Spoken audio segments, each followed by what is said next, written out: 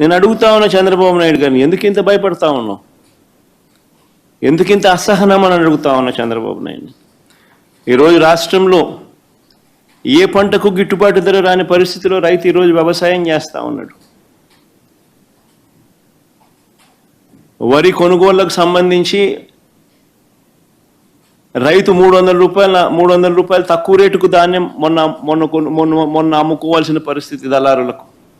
చంద్రబాబు నాయుడు గారి పుణ్యాన వరి దగ్గర నుంచి మిరప, పత్తి, జొన్న, కందులు, మినుములు, పెసులు, మొక్కజొన్న, సజ్జలు, రాగులు, వేరుశెనగ, అరటి, చీని, కొక్కో, ఇప్పుడు పొగాకు, మామిడి కూడా, ప్రతి పంట కూడా ఏ పంటకు కనీస మద్దతు ధర రావడంలా రైతులు అష్ట కష్టాలు పడతా ఉన్నారు. ఈ మధ్యకాలంలోనే పల్నాడు జిల్లాలో 2 ఆత్మహత్యలు పొగాకు రైతులకు సంబంధించి పల్నాడు కొండేపిలో జరిగితే 2 రోజుల కిందట పల్నాడులో కూడా చిలకలూరుపేట నియోజకవర్గంలో,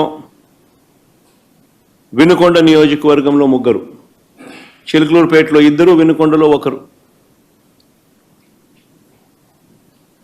మరో 3 ఆత్మహత్యలు చేసుకున్న పరిస్థితులు.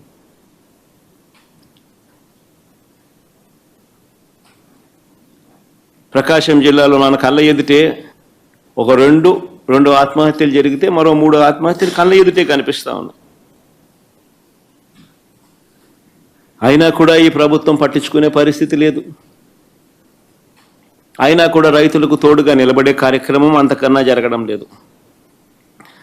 ప్రజల సమస్యల పట్ల ఎవరైనా కూడా గొంతు విప్పితే చాలు చంద్రబాబు నాయుడు గారు నోట్లో నుంచి వచ్చే మాటలు ఏ స్థాయిలో ఉన్నాయనంటే భూస్థాపితం చేస్తాడట. ఆశ్చర్యం కలిగించే విషయాలు. 76 ఏళ్ల వయసు ఆయన,